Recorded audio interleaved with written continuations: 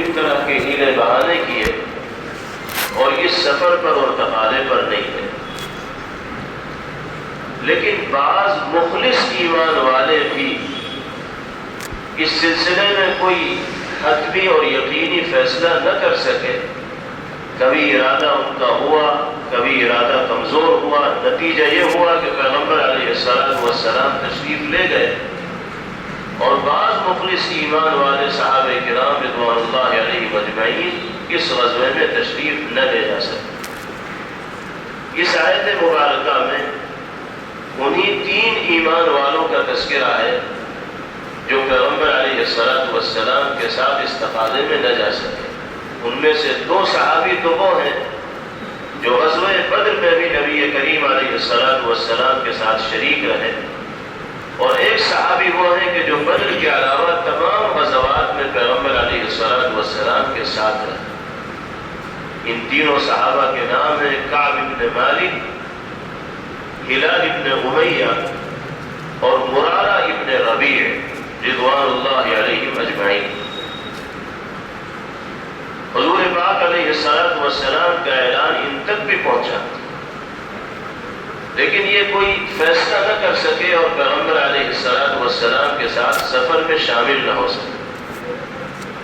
نبی کریم علیہ السلام تشریف لے گئے۔ تبوک پہنچ کر ایک موقع پر آپ نے کعب بن مالک رضی اللہ عنہ کے بارے میں معلوم بھی کیا، تو صحابہ کرام رضوان اللہ علیہ اجمعین نے بتایا کہ یا رسول اللہ وہ نہیں آئے۔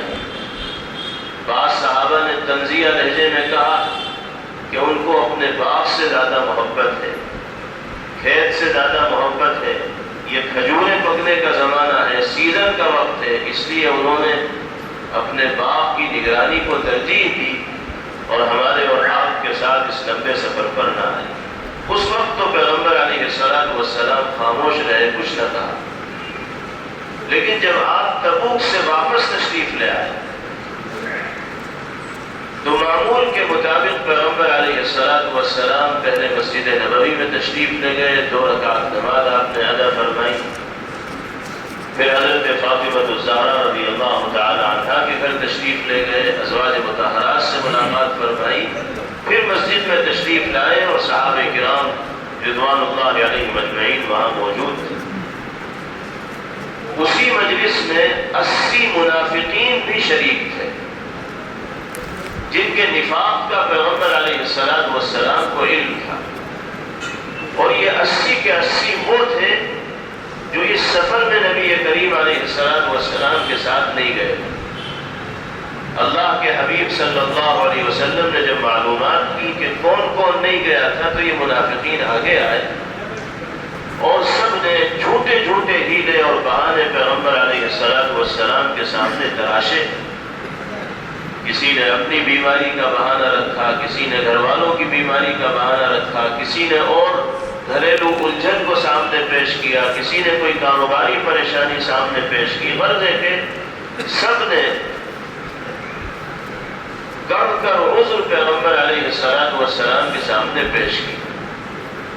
نبی کریم علیہ السلام کو احساس تو ہو گیا تھا کہ یہ سب باتیں بنائی جا رہی ہیں، حقیقت سے اس کا تعلق نہیں، لیکن آپ نے ان کو نظر انداز کیا اور کہا کہ ٹھیک ہے، اگر یہ عذر ہے آپ لوگوں کے ساتھ جیسا کہ آپ کہہ رہے ہیں تو ٹھیک ہے۔ پھر باری آئی ان 3 مخلص ایمان والے صحابہ کرام رضوان اللہ علیہ اجمعین۔ حضرت کعب رضی اللہ عنہ فرماتے ہیں کہ ہم جب نبی کریم علیہ السلام کے سامنے حاضر ہوئے تو ہمارے ضمیر نے غلط بیانی سے اور بے بنیاد ہیلے اور بہانے تراشنے سے ہمیں روک دیا۔ دل نے یہ کہا کہ ایک جرم تو تم نے پیغمبر علیہ السلام کے ساتھ نہ جا کر کیا ہے، اور اب اگر الٹے سیدھے ہیلے بہانے تراش کر پیغمبر علیہ السلام کے سامنے پیش کرو گے تو اللہ کے حبیب معاف تو ضرور کر دیں گے، لیکن یہ دوہرا جرم ہو جائے گا۔ پہلے ہی ہم سے جرم ہوا کہ ہم نبی کریم علیہ السلام کے ساتھ نہ گئے، اور اب اگر ہم الٹے سیدھے ہیلے بہانے بنائیں تو یہ تو جرم بالائے جرم ہوگا۔ اس لیے ہم تو صاف گوئی سے پیغمبر علیہ السلام سے گفتگو کرے. چنانچہ یہ تینوں حضرات سامنے آئے اور حضور پاک علیہ السلام کے سامنے حقیقت حال ذکر کی اور عرض کیا کہ یا رسول اللہ، ہم سب کے سب نادم و شرمندہ ہیں، ہمیں آپ کے ساتھ جانا چاہیے تھا لیکن ہم نہیں گئے. مختلف طرح کی چیزیں ہمارے ذہن و دماغ میں آتی رہیں جس کے نتیجے میں ہم آپ کے ساتھ جانے کا فیصلہ نہ کر سکے. ہم سے یہ غلطی ہوئی ہے، آپ ہماری غلطی کو معاف فرما دیجئے. ہم صفائی نہیں پیش کر رہے ہیں بلکہ ہم اپنی غلطی کا اقرار کر رہے ہیں، جرم کا اعتراف کر رہے ہیں. چونکہ بڑا کٹھن مرحلہ تھا تبوک میں جانے کا زمانہ، سیزن کا وقت تھا اور سخت گرمی تھی، اور ایک تقاضے سے صحابہ واپس آئے تھے. ابھی اطمینان کی سانس بھی نہ لی تھی کہ دوسرے تقاضے پر جانے کا اعلان ہو گیا تھا، اس لیے ہم سے نہ جایا جا سکتا. پیغمبر علیہ السلام نے ان کی بات سنی تو آپ نے فرمایا کہ آپ لوگوں نے غلطی کا اقرار کیا ہے اور اللہ کے حکم پر اور ہمارے اعلان پر عمل نہ کر کے آپ سے کوتاہی ہوئی ہے، اس لیے اب آپ کو اس غلطی کی سزا ملے گی. اور آج سے اس وقت تک ہم میں سے کوئی آپ لوگوں سے بات نہیں کرے گا جب تک کہ اللہ کی طرف سے آپ کے لیے معافی کا اعلان نہ ہو جائے. گویا کہ پیغمبر علیہ السلام نے سزا سنا دی، مقاطعے کی بائیکاٹ کی. حضور پاک علیہ السلام نے فیصلہ سنا کر یہ بتا دیا کہ منافقین جنہوں نے الٹے سیدھے ہیلے تلاش کر ہمارے سامنے پیش کیے، ہم نے ان کو نظر انداز کر دیا اس لیے کہ ہم جانتے ہیں کہ وہ منافق ہیں، ان کے دل کے اندر چور ہے. لیکن آپ لوگ تو ہمارے معتمد ہیں، اللہ نے آپ کو اخلاص و ایمان کی دولت سے نوازا ہے. آپ بے وجہ مدینہ منورہ میں رکے اور اس تقاضے کے اوپر نہ گئے تو آپ کا جرم منافقوں کے جرم کے مقابلے میں بڑا ہوا ہے، اس لیے کہ وہ تو راستے سے پہلے ہی سے بھٹکے ہوئے ہیں اور آپ کو تو اللہ نے صحیح راستے پر چلنے کی توفیق عطا کی ہے. آپ ان کے کردار سے اور رویے سے متاثر ہو کر ان کے ساتھ کیوں رکے؟ آپ کو تو ضرور جانا چاہیے. اس لیے منافقوں کے لیے تو کوئی سزا کا اعلان پیغمبر علیہ السلام کی جانب سے نہ ہوا، لیکن مخلص ایمان والوں کے لیے سزا کا اعلان ہو گیا کہ کوئی ان سے بات چیت اور گفتگو نہیں کرے گا، یہاں تک کہ گھر کے افراد بھی ان سے گفتگو اور بات چیت نہیں کرے گا. پیغمبر علیہ السلام کی جانب سے سزا کا اعلان ہونا تھا کہ حضرت کعب ابن مالک، مرارہ ابن ربیع اور ہلال ابن امیہ رضوان اللہ علیہ مجمعین فرماتے ہیں کہ ہمیں ایسا محسوس ہونے لگا کہ یہ دنیا، یہ گھر بار، یہ رشتہ دار، یہ متعلقین، یہ احباب، یہ دوست ہمارے نہیں بلکہ پرائے ہیں. سب نے منہ موڑ لیا، سب نے نگاہیں پھیر لی، نہ کوئی سلام کا جواب دینے کو تیار، نہ کوئی کسی سوال کا جواب دینے کو تیار، نہ کوئی حال چال اور مزاج کرسی کے لیے تیار. سب ایسے دکھائی دے رہے تھے جیسے ان سے کوئی شناسائی نہیں، کوئی جان پہچان ہی نہیں. حضرات صحابہ کرام رضوان اللہ علیہ مجمعین کے اس رویے سے ان تینوں حضرات کو بڑی پریشانی ہوئی. ہلال ابن امیہ اور مرارہ ابن ربیع، یہ دونوں حضرات تو گھر میں بند ہو گئے اور مسلسل روتے تھے اور آنکھوں سے آنسو بہتے تھے.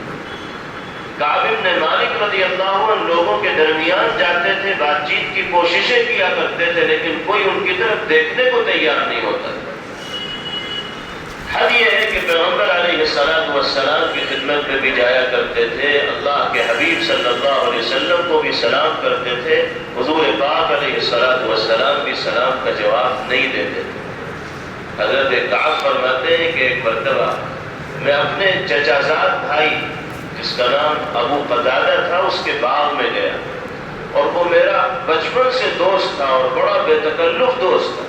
ہر طرح کی بات ہمارے اور اس کے درمیان ہوا کرتی تھی. اسی بائیکاٹ کے دوران میں اپنے اس ججادات بھائی کے باغ میں گیا، دیوار پر چڑھا، مجھے وہ سامنے دکھائی دیا تو میں نے اس کو سلام کیا، وہ میرے سلام کا جواب دینے کو تیار نہیں، میری طرف دیکھنے کو تیار نہیں۔ مجھے بے ساختہ رونا آ گیا اور میں نے بڑی لجاجت کے ساتھ اپنے ججادات بھائی سے کہا کہ ابو قتادہ، کیا میں اللہ اور اس کے رسول سے محبت کرنے والا نہیں ہوں؟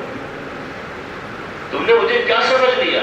کیوں تم نے نگاہیں پھیر لی اور کیوں تم میرے سلام کا جواب دینے کو تیار نہیں؟ کیا میں اللہ اور اس کے رسول سے محبت نہیں کرتا؟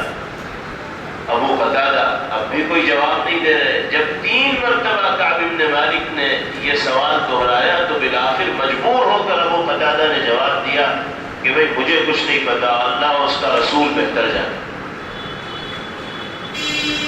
یہ صورتحال ہو گئی۔ 40 دن اسی طرح گزر گئے اور پورے سماج و معاشرے میں کوئی ان حضرات سے گفتگو اور بات چیت کرنے کو تیار نہیں۔ 40 دن گزرے تو کعب بن مالک فرماتے ہیں کہ پیغمبر علیہ السلام کی جانب سے ایک قاصد ہمارے پاس آئے جو یہ حکم نامہ لے کر آئے تھے کہ آج سے ان کی بیویاں بھی ان سے مقاطعہ اور بائیکاٹ کریں۔ اب تک بیویوں کو ملنے کی اجازت تھی، لیکن 40 دن گزرنے کے بعد بائیکاٹ اور سخت کیا گیا اور بیویوں پر بھی پابندی عائد کر دی گئی کہ وہ شوہروں کے ساتھ نہیں ملے۔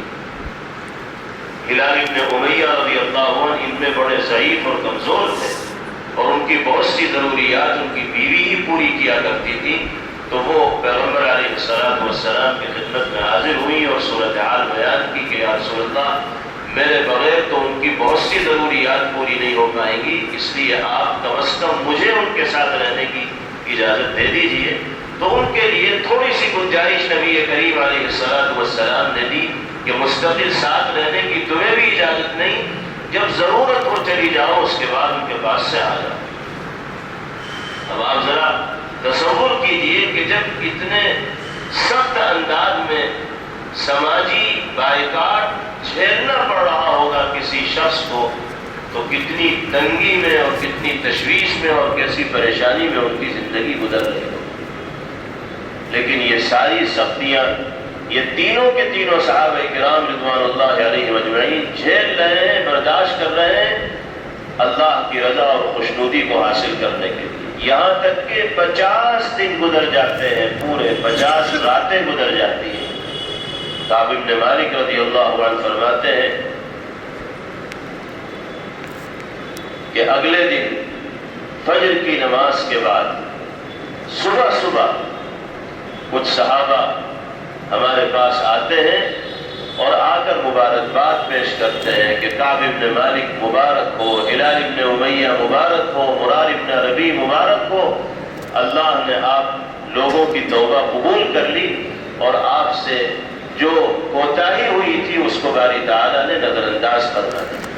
50 دن کی اس قربانی کے بعد اور اس مجاہدے کے بعد ان حضرات کی توبہ اللہ کی بارگاہ میں قبول ہوئی ہے، اور قبولیت ہی کے سلسلے میں یہ آیات مبارکہ نازل ہوئی ہے جو آپ کے سامنے پڑھی ہے۔ یہ غزوہ تبوک کے تفصیلی واقعے کا ایک پہلو ہے۔ اس میں جو چیز ہم سب کے لیے سبق آموز ہے وہ یہ کہ صحابہ کرام رضوان اللہ تعالی علیہم اجمعین کے دلوں میں نبی کریم علیہ السلام کی اطاعت و فرمانبرداری کا ایسا جذبہ تھا کہ جس کی نظیر نہیں پیش کی جا سکتی۔ آپ ذرا غور کیجیے، سردار کی حیثیت سے، امیر کی حیثیت سے نبی کریم علیہ السلام نے سزا کا اعلان کیا۔ پیغمبر علیہ السلام کے متبعین اور پیروکاروں نے خوشی کے ساتھ اس سزا کو قبول کیا۔ ان تینوں صحابہ کرام رضوان اللہ علیہم اجمعین نے کوئی حیل حجت نہیں کی کہ یا رسول اللہ آپ یہ کیا سزا ہمیں سنا رہے ہیں۔ کسی اور کے پاس جا کر انہوں نے اپنا دکھڑا نہیں بیان کیا، بلکہ جو سزا پیغمبر علیہ السلام نے سنائی فوراً ان تینوں حضرات نے اس سزا کو قبول کیا، اس کا سامنا کرنے کے لیے تیار ہوا۔ اور پھر دیگر صحابہ کرام رضوان اللہ علیہ مجمعین کی جو جماعت تھی، انہوں نے اس سزا کو نافذ کرنے میں پیغمبر علیہ السلام کا پورا ساتھ دیا۔ ویسے ہی صحابہ کا معاشرہ مثالی معاشرہ تھوڑی کہا جاتا ہے، اس معاشرے میں زندگی گزارنے والے افراد کا کردار ہی ایسا ہے کہ ان کے کردار کی نظیر دنیا پیش کرنے سے عاجز و قاصر ہے۔ پیغمبر علیہ السلام کے فیصلے کو وہ لوگ بھی قبول کرتے ہیں جن کے خلاف فیصلہ ہوا، اور پوری جماعت اس فیصلے کو نافذ کرتی۔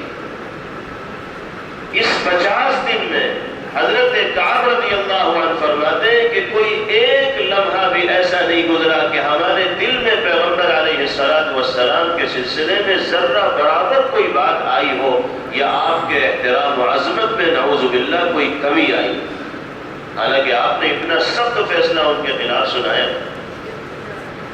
لیکن حضرت کعب رضی اللہ عنہ فرماتے ہیں کہ میں نماز کے لیے جایا کرتا تھا تو نماز پڑھتے ہوئے بھی کنکھیوں سے نبی کریم علیہ السلام کو دیکھتا تھا کہ کہیں میرے آقا مجھے تو نہیں دیکھ رہے۔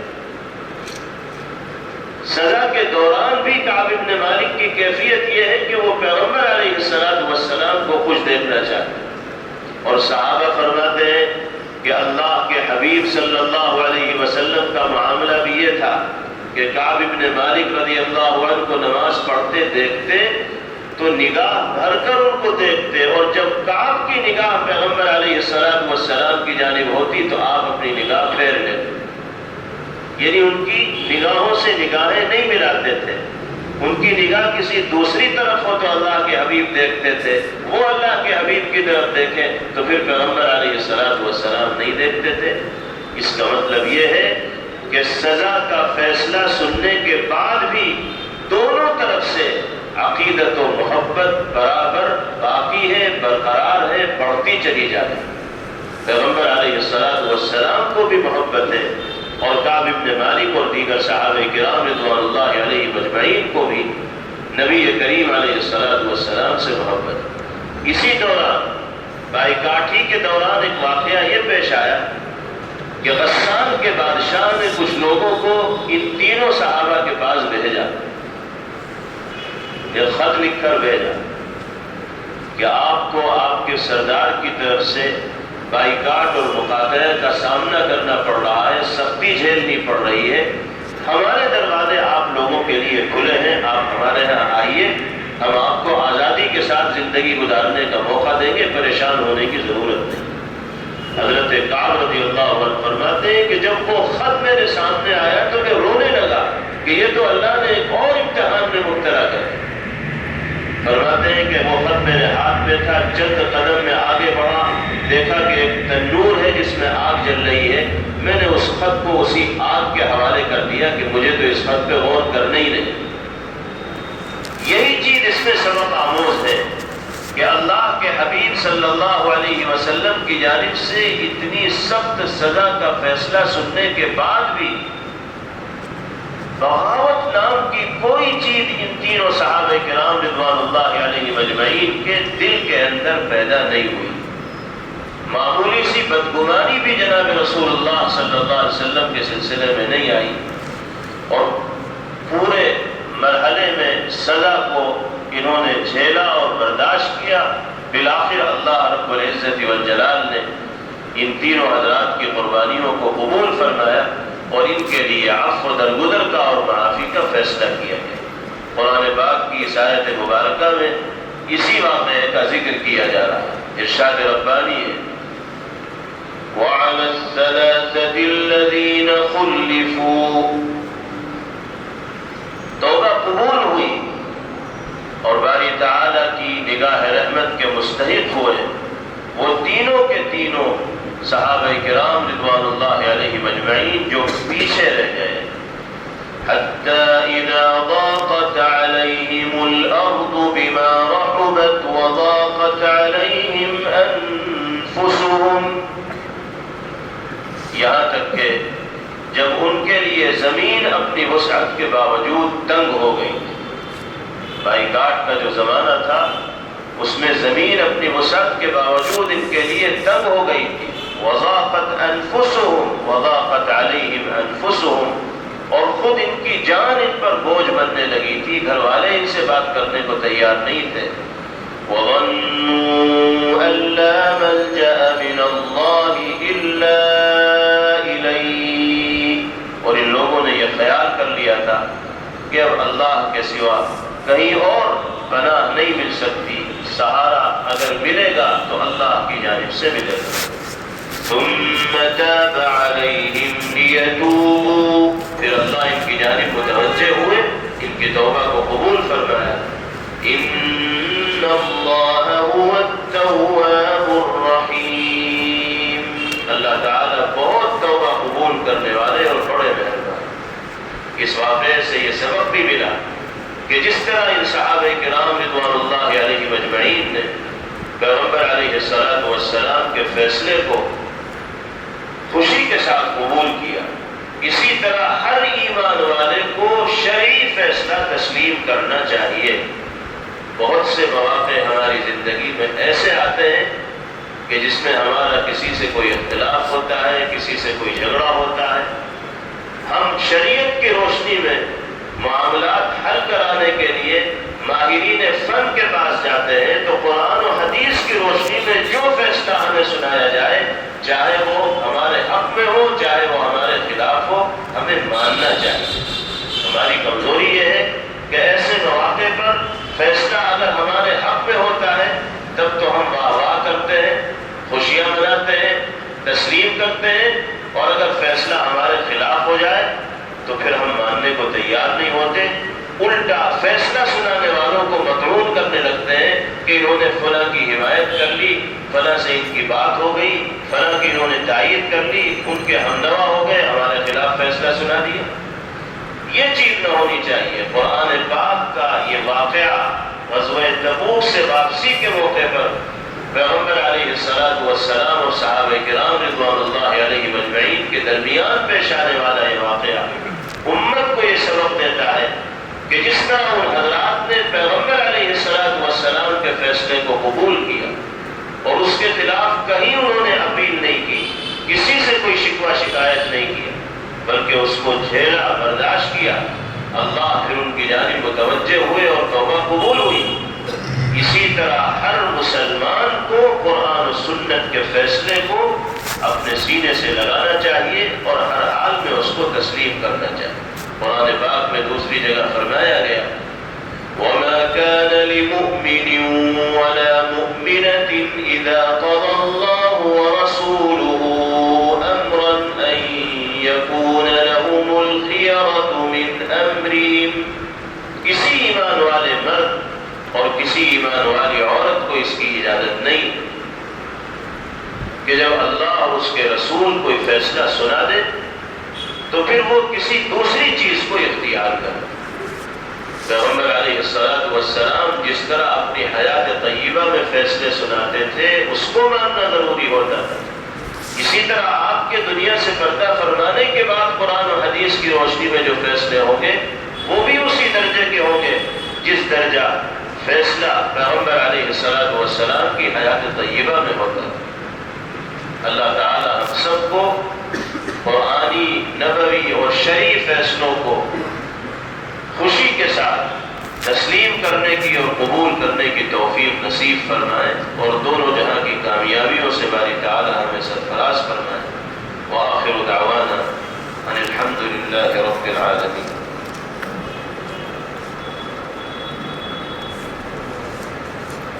اللهم لك الحمد كله ولك الشكر كله، اللهم لك الحمد كله ولك الشكر كله، اللهم لا نحصي ثناء عليك أنت كما أثنيت على نفسك، اللهم صل وسلم وبارك على سيدنا ونبينا ومولانا محمد وعلى آله وصحبه كما تحب وترضى عدد ما تحب وترضى، لا إله إلا الله الحليم الكريم، سبحان الله رب العرش العظيم، لا إله إلا أنت سبحانك إني كنت من الظالمين، ربنا أنفسنا وإن لم تغفر لنا وترحمنا لنكونن من الخاسرين يا حي يا قيوم برحمتك نستغيث أصلح لنا شأننا كله ولا تكلنا إلى أنفسنا طرفة عين یا اللہ محض اپنے لطف و کرم سے ہم سب کے گناہوں کو معاف فرما دیجیے۔ اے اللہ ہماری خطاؤں سے صرف نظر فرما دیجیے۔ اے مالک ہم سب کی لغزشوں سے درگزر فرما دیجیے۔ الہ العالمین رمضان کے اس مبارک عشرے میں ہم میں سے کسی کو عفو و درگزر سے اور مغفرت سے محروم نہ فرما دیجیے۔ ہم سب کو اپنی خاص رحمت و عنایت کا مستحق بنا دیجیے۔ اے اللہ اس مجمع میں موجود تمام لوگوں کی دلی مرادوں اور جائز تمناؤں کی تکمیل فرما دیجیے۔ ہم میں سے جو بھائی جس طرح کی الجھن و دقت اور دشواری میں مبتلا ہو اپنے کرم و فضل سے ہر پریشانی سے حفاظت کے فیصلے فرما دیجیے۔ اے اللہ ہم بہت گنہگار ہیں، بڑے خطاکار و سیاہکار ہیں، بدعمل ہیں، اپنے گناہوں کا اقرار کرتے ہیں، آپ کے در پر معافی کا سوال کرنے کے لیے حاضر ہیں۔ اے اللہ اگر آپ کے در سے عفو درگزر کے فیصلے نہیں ہوں گے تو پھر کہاں سے ہمارے لیے عفو درگزر کے فیصلے ہوں گے؟ غفار الذنوب تو آپ ہی ہیں، گناہوں کو بخشنے والی ذات تو آپ ہی کی ہے، بگڑی بنانے والے بیڑا پار کرنے والے آپ ہیں۔ اے اللہ ہم آپ کے کمزور و ناتواں محتاج و فقیر بندے ہیں اور سائلانہ شان کے ساتھ آپ کے در پر حاضر ہیں۔ اے کریم آقا آپ کے در کا بھکاری اگر محروم ہوگا تو پھر کس کی امیدیں کہاں پر آئیں؟ اے اللہ ہمیں یقین ہے کہ آپ کے در کا بھکاری محروم نہیں جا سکتا۔ ہم سب کی جھولیوں کو اپنی رحمت سے بھر دیجیے۔ اے اللہ ہمیں معاف فرمائیے۔ اے اللہ معاف فرمائیے۔ اے اللہ ہم معاف کیے جانے کے لائق نہ ہو تو بھی معاف فرما دیجیے۔ الہ العالمین دین و دنیا کی کامیابیوں سے ہم سب کو سرفراز فرما دیجیے۔ اے اللہ ہم سب کو رمضان اور قرآن کا حق ادا کرنے کی توفیق مرحمت فرما دیجیے۔ اے اللہ قرآن کی تلاوت میں ہم سے جو کوتاہی ہوتی ہے اس کو درگزر فرما دیجیے، نظر انداز فرما دیجیے۔ قرآن کی سماعت میں بھی اگر ہم سے کوئی کوتاہی ہوتی ہو تو اس کو بھی صرف نظر فرما دیجیے۔ یا اللہ ہماری تلاوت کو، ہماری سماعت کو، ہماری عبادت کو، ہمارے روزوں کو، ہمارے سجدوں کو اپنی بارگاہ میں قبولیت کا شرف عطا فرما دیجیے۔ اے اللہ ہم میں اور ہمارے متعلقین و اہل خانہ میں جو بیمار ہوں سب کو مکمل شفا اور صحت کی دولت سے مالا مال فرما دیجیے۔ اے اللہ مختلف حضرات نے اپنے بیماروں کی شفایابی کے لیے نام بنام دعا کی درخواست کی ہے۔ اے اللہ آپ سب کے احوال سے واقف و باخبر ہیں، سب کے لیے شفائے کلی کے فیصلے فرمائیے۔ ہم میں سے جو لوگ بھی بیمار ہوں ان کو مکمل صحت کی دولت سے مالا مال فرمائیے۔ ہمارے مرحومین کی مغفرت فرمائیے، ہمارے کاروبار میں برکت عطا فرمائیے۔ یا اللہ پریشان حال لوگوں کی پریشانیاں دور فرمائیے، جو لوگ بے گناہ جیلوں میں بند ہیں ان کی رہائی کی شکلیں اور صورتیں پیدا فرمائیے، جو لوگ ناجائز مقدمات میں ماخوذ ہیں ان کو باعزت مقدمے سے بری فرمائیے۔ یا اللہ جو بے اولاد ہیں ان کو صاحب اولاد بنائیے، اور جو والدین اپنے بچوں کے رشتوں کے سلسلے میں فکر مند ہیں اللہ ان سب کے لیے بہتر، مناسب اور دینی رشتے تجویز فرمائیے۔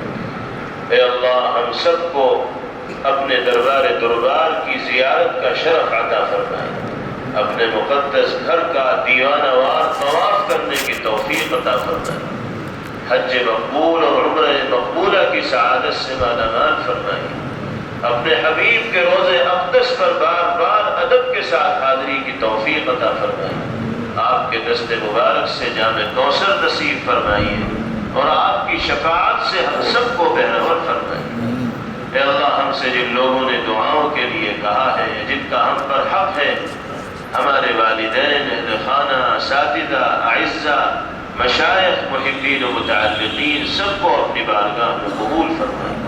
اللہم ربنا آتنا فی الدنیا حسنہ وفی الآخرة حسنہ وقنا عذاب النار وصلى الله وسلم وبارك عليه وعلى آله وصحبه أجمعين برحمتك يا أرحم الراحمين.